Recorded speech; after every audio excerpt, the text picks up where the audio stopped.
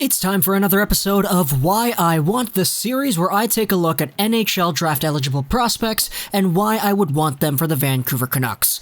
Continuing on with our second round series on guys who could probably be there at number 40, let's take a look at one of the hottest, most undervalued WHL U18 players. This guy got more points than Kirby Dach. This guy got more points than Peyton Krebs. He was second in U18 scoring only to Dylan Cozens with 81 points in 66 games.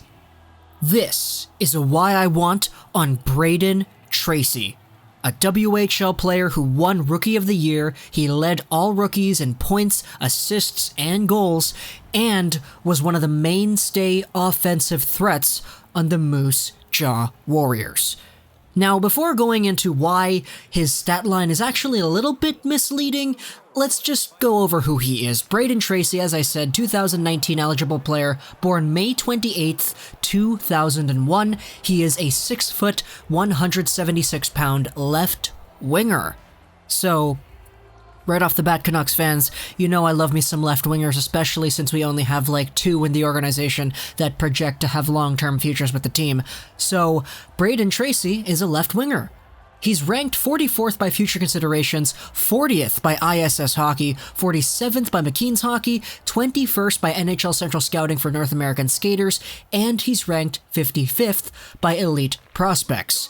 This means that Brayden Tracey is a player who maybe not, maybe will be available when the Vancouver Canucks pick at 40th overall. I already covered a few guys that I would like to take in that spot: Albin Greva, Caden Korzak, Patrick Pistola. This is a guy right here that if he's available, I would be very, very happy with the pick too. Brayden Tracey is from Calgary. He's playing for the Moose Jaw Warriors. As I said, 81 points in 66 games played. Now, let's get into a little bit why that's a bit misleading, because I did say it, and it is kind of true. He was the second best U18 player in the WHL when it came to points. He was better than Dach, he was better than Krebs, he had a ton of points. But Brayden Tracey was playing for a very, very stacked Moose Jaw Warriors team, and Brayden Tracey was playing on a very, very stacked first line. Tristan Langan and Justin Almeida were his 2 line mates. They were at second and third in scoring in the WHL. Tristan Langan had 113 points, Justin Almeida had 111 points. They are both overagers and they both totally dominated the WHL this year. They're both 20 years old, and these 2 were Brayden Tracey's line mates. Add to that, the 2 defenders on the back end, Josh Brook and Jett Woo. Brook, who had 75 points in 59 games played, and Jett Woo, who had 66 points in 62 games played. These 5 players, Langan, Almeida, Tracey, Brook, and Woo, were incredible. They were dominant. They totally took the league by storm. They scored points everywhere. They were the main power play unit too. They were really, really good. Very, very solid play from all 5 of those guys, and Brayden Tracey, being the 17-year-old rookie who's draft eligible this year, just happened to be a part of this success. Now, I will say that the next best player on the team, after Langan, Almeida, Tracey, Brook, and Woo, was Keenan Taphorn. He had 24 points, so that's a very big drop-off, and you can totally see that the majority of the production of the Warriors came from these 5 players. Brayden Tracey was actually second on the team in goals with 36, Justin Almeida had 33.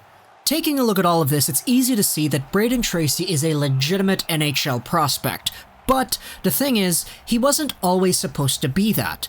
He had some pretty good stats from the Calgary North Stars AAA midget team back before he played in the WHL. And coming into the season as a rookie, he wasn't really supposed to be super, super good. I mean, he was drafted towards the end of the first round in the WHL Bantam draft. He wasn't supposed to be this amazing this quickly. But alas, coming into the WHL as a rookie, he took the league by storm with great offensive instincts, fantastic shooting abilities, and a style that lended itself very well to the really good offensive talents that the Warriors already had. And because of this, Brayden Tracey's draft stock has shot up through the roof. There are some people saying that Brayden Tracey could be taken as early as the end of the first round. Now, these rankings that I did go over, 40th, 50th overall, that's about mid-second-ish, so I wouldn't be surprised if Brayden Tracey went there either.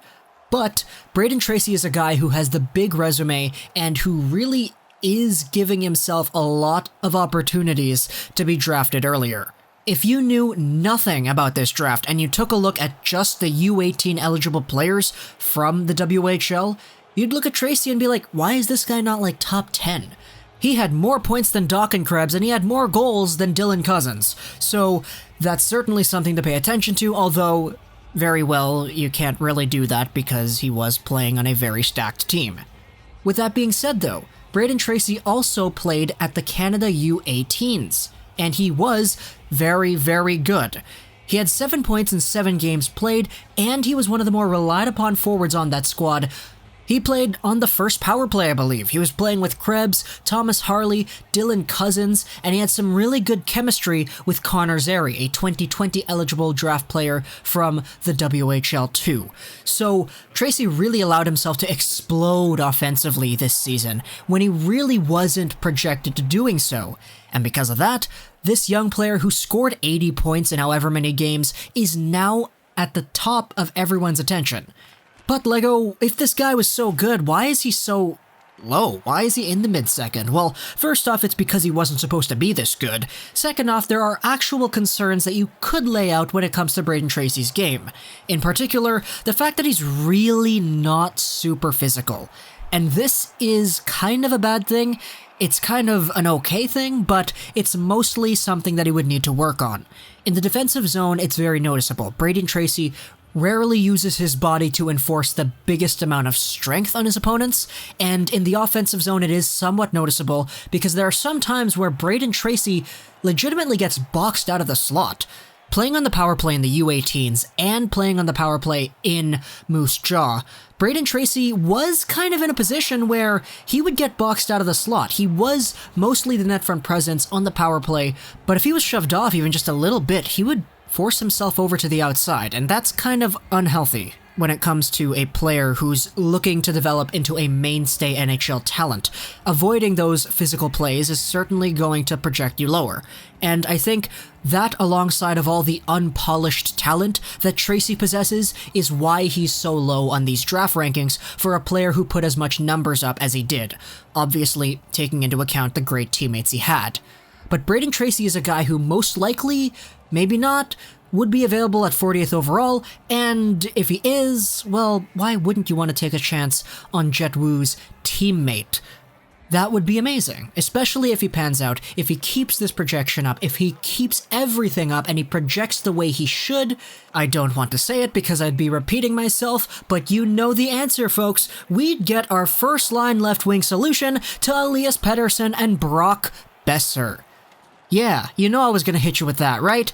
Okay, but seriously though, Brayden Tracey as a guy who wasn't supposed to be this good is certainly a guy who exhibits talent, offensive abilities, he's really good at stick handling, and his shot is really solid as well. He's a pure goal scorer who's also got really good offensive instincts to set guys up. If he's available, if we take him, I'd be very, very happy. And I think it's very easy to understand why. The Vancouver Canucks could be on a roll here if they get themselves Brayden Tracey, especially if he pans out offensively. The sky is the limit for him, honestly. If I'm taking a look at it right now, I'd say his ceiling probably lies as a middle six, maybe bottom six forward, but I know Ryan Bache did say on Sportsnet that Brayden Tracey doesn't have one particular skill that stands out to him that screams top six talent. Which to me says that Tracey is just a guy who's got a lot of good things going for him, and he's got a lot of room to grow too. Brayden Tracey, what do you think of him? The Moose Jaw Warriors really got themselves a great rookie and a great lineup of 5 guys to really carry the load, and with one of them being draft eligible this year, the spotlight's definitely been shown on him quite a bit over the past few weeks. Hope you enjoyed this video.